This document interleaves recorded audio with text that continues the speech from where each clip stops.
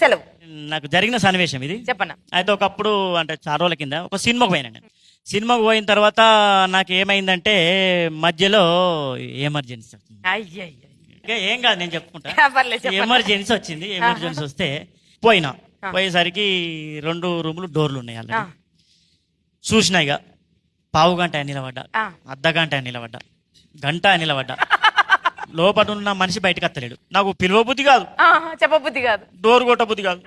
ఇక నేనేం చేసిన, గాయకుని కదా, ఒప్పుకుంటూ వెళ్ళాను గాయకుడు. 100% గాయకుడివే. నేను ఒక పాట పాడతా, లోపల ఉన్న ఆయన అర్థం చేసుకొని బయటకు వస్తారని చెప్పేసి ఉపాయం అన్ని పాట అందుకుని.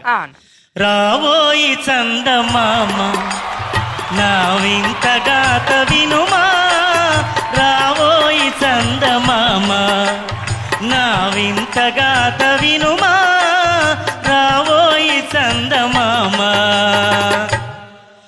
లోపలున్న ఆయన కూడా గాయకుడే. ఆ విషయం నాకు తెలియదు. ఈ ఆయన అందుకున్నాడు పాట.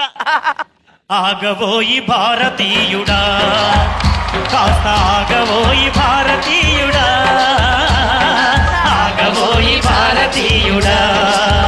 అవ్వా నేనైతే బయట గంట సేపా నిలబడి. అవునవును. నేను అప్పుడే చెప్పిన నా పరిస్థితి ఎట్లు ఆగుడు లేదు. ఇక పాట అందుకున్నా.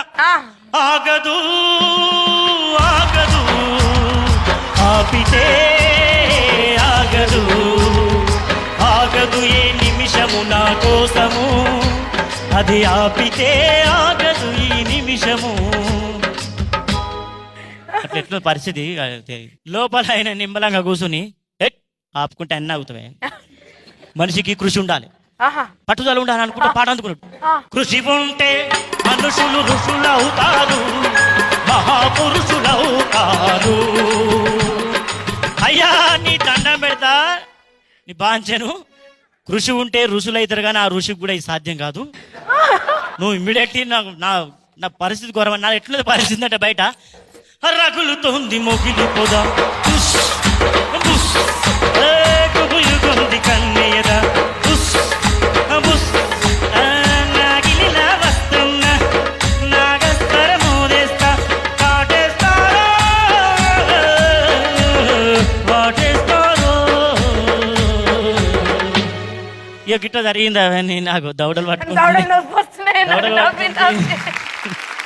అమ్మా. ఇక చివరగా ఒక మంచి